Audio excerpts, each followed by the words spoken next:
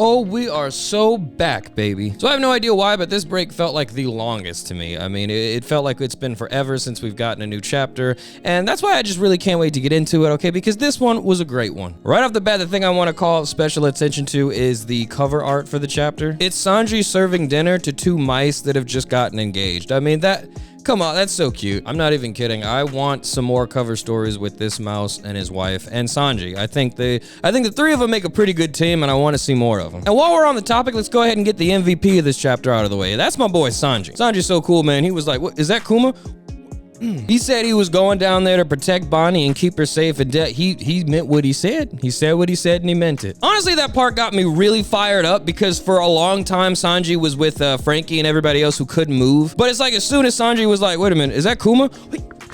It's like Sanji was like, oh, hell no, if Kuma's here, there's no way I'ma still be paralyzed, all right? If Kuma is here, I'm putting in some work. But if we were to go in order, this chapter picks up right where we left off in the last chapter, chapter 1103, and it actually delivers a pretty satisfying punch to Saint Saturn by Kuma. I mean, I was really skeptical that Oda was gonna give us what we wanted from this chapter. I thought we were gonna cut away to another island or something like that. That would have been dirty, right? Like, that would have been so fun. Like, can you imagine the last chapter is Kuma about to punch Saint Saturn, and then this chapter starts at like Pirate Island or something. We're seeing what Garp is doing or something like that. We'd be like, what?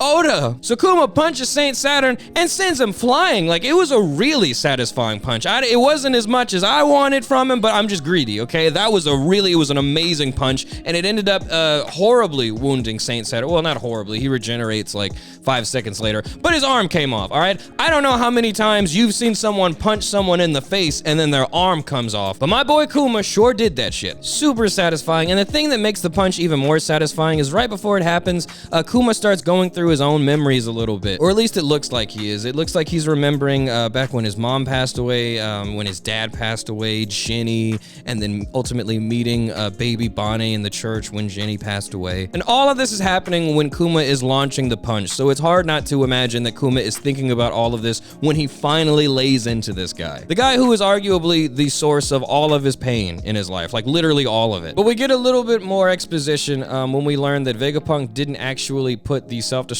bomb within Kuma, because apparently as soon as the Revolutionary Army took Kuma, Saint Saturn initiated the self-destruct sequence, which I gotta say, I'm always talking about how the world government is stupid, and they are, but you know, honestly, props. Like, that is definitely something that I would expect a top-tier villain to do. Wait till he's in enemy custody and then set the bomb off. I mean, I gotta say that's pretty evil, but it's also smart. And it also makes me think, like, okay, they're not that dumb, because, like, you know, okay, yeah, Kuma's been taken, you really didn't want that to happen, but you had a bomb in him, and you thought the bomb had already gone off at this point. So at this point, Saint Saturn probably was like, all right, cool, now we blew up the Revolutionary Army, now we just gotta go get Vegapunk and blow up Egghead Island, and we'll be good, everything's fine. Of course, this makes the punch just all the more satisfying, okay? Just learning that, you know, Saint Saturn did do the smart villain thing, and he, you know, he had this whole plan, but none of that matters when you meet a crackhead and his band of lunatics, okay? None of it matters. And again, this punch is just so satisfying. Look at it, there's a vein popping out of his eye when Kuma punched him. That's what I'm saying. This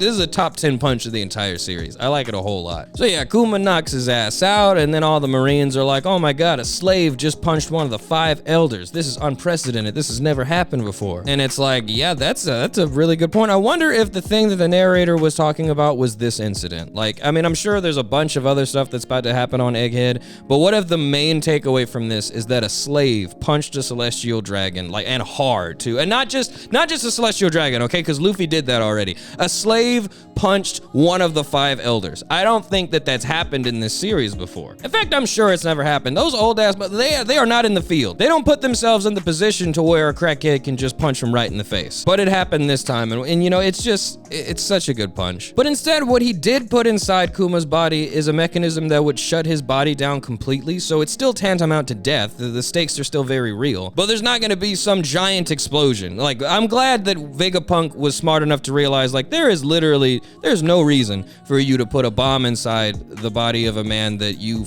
know he's gonna be lobotomized. Like, he stands literally no threat at all. There's nothing, like a self-destruct, like it makes sense if you're an evil person, you're gonna use that for your evil means. But strictly in terms of just honoring the deal and like seeing things through, like I can really put myself in Vegapunk's shoes, like, all right, this is already just awful. I'm not putting a bomb in this guy. This is overkill. But again, the stakes are still very real because when it's activated, it's Kuma's loss. It's the loss of his individuality as well as the shutdown of his entire body, apparently. So it's like, you know, that's still really bad. And if that's already been activated, Kuma is... dude, he's built different. I'm sure we're gonna get more of an explanation as to why Kuma is able to move and do everything, or maybe not. Maybe this is all just meant to be for our own interpretation, and quite frankly, I'm okay with that. Everything we've heard about Kuma up until now has been just, this guy should not be alive. He shouldn't be conscious. He shouldn't be able to do the things that he's doing, and yet he's doing them all for his daughter. And maybe it's just me, but I actually don't want a scientific explanation for all this. I really think it's just so cool that it happened, and maybe we can let our imaginations run wild with how it's able to happen. I'm sure Oda's gonna give us some more, maybe just breadcrumbs to help explain how this is happening. But still, even with that, I don't know if the situation even needs that. Something about Kuma is just so, like, something inside of Kuma's body right now is so Kuma that he has to be there for Bonnie. There's just nothing else that he can do. Even with all of these things that have happened, the one thing he has to do no matter what is be there for his daughter. And that's beautiful. And I, for one, do not need an explanation as to why,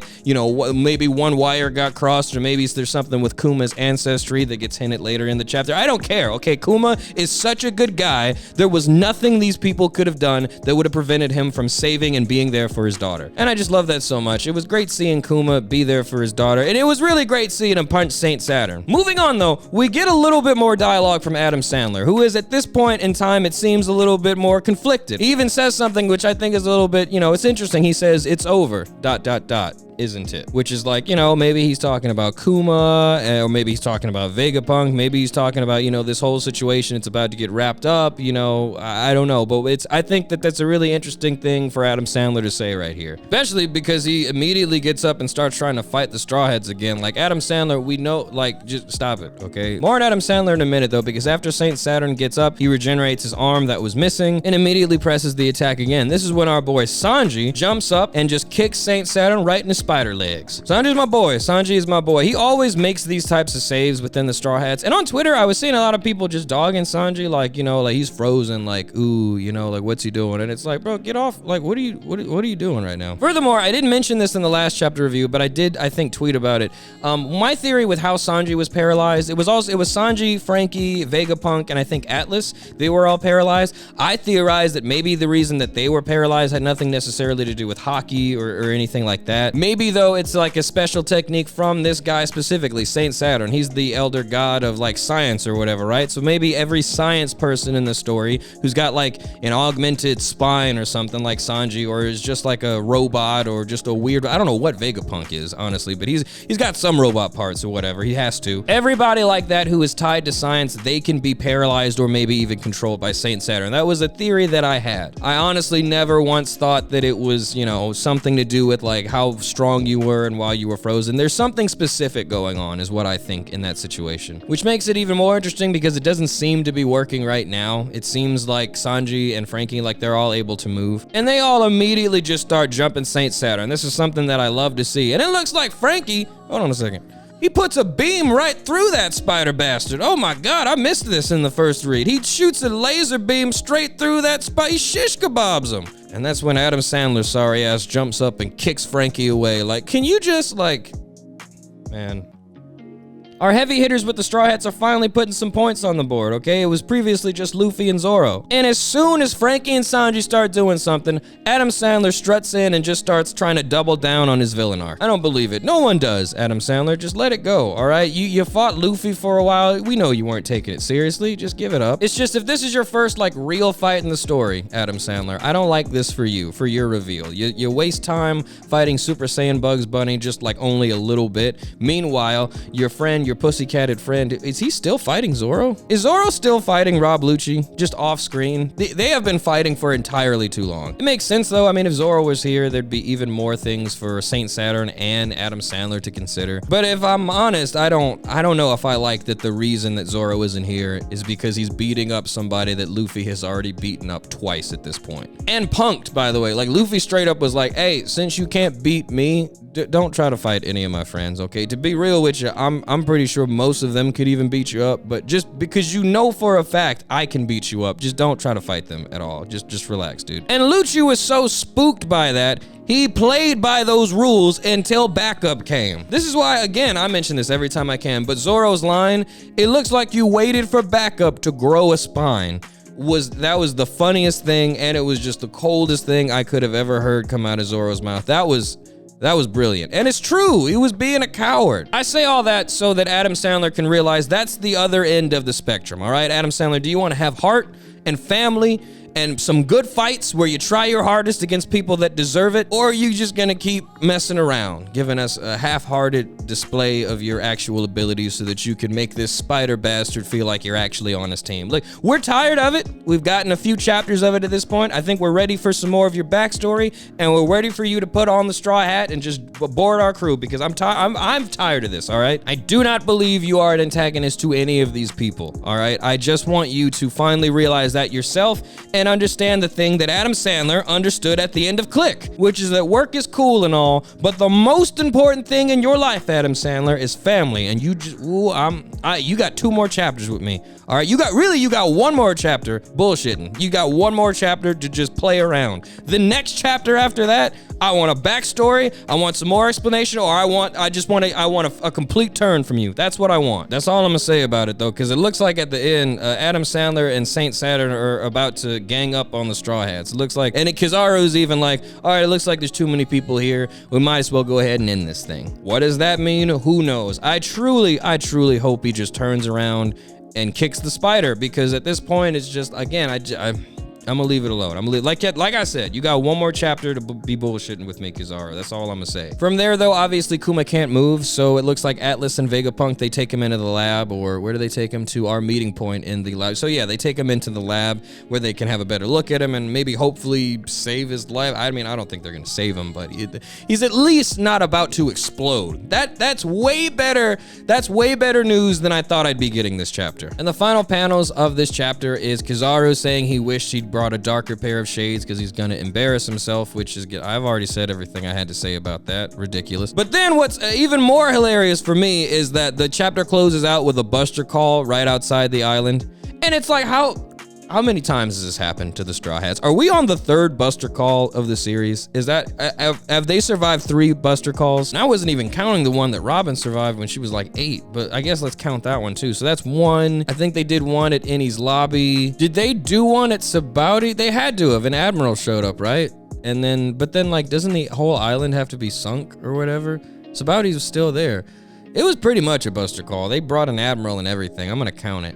I feel like if you have to do a Buster call more than once on a pirate group, you should probably send at least 2 Admirals after them. Really, when Robin survived the first Buster call, I feel like they should have done more. It's the only person that can read the poneglyphs. You're just gonna let her travel the 7 seas as an assassin until she meets a crackhead that she can just, okay. Whatever. But that is the end of the chapter. The Buster Call is looming in, and the Straw Hat, they don't care. They truly do not care. The takeaways from this, like I said, the MVP of this chapter for me is Sanji. That was good looks. He saved Bonnie and kicked that spider bastard. Big props to Kuma for actually landing the punch. Like, or I guess props to Oda for giving that to us. Like, he could have hoed us in several different ways, but we actually managed to see Kuma get what he deserved, or at least like get a shot off. You know, he deserves to lay into him a lot more than that. But man, that was satisfying to see. I don't know. But we're getting close to the end of Egghead. Adam Sandler is running out of excuses. Saint Saturn he's running out of limbs to be disintegrated by people that could run his fade. Luffy's gone somewhere. He was eating food the last time we saw him, so no doubt the next time we see him, he's gonna be ready to fight everybody, honestly. it's gonna be ridiculous. And Zoro is still fighting Rob Lucci. I cannot believe that. You know what would be funny?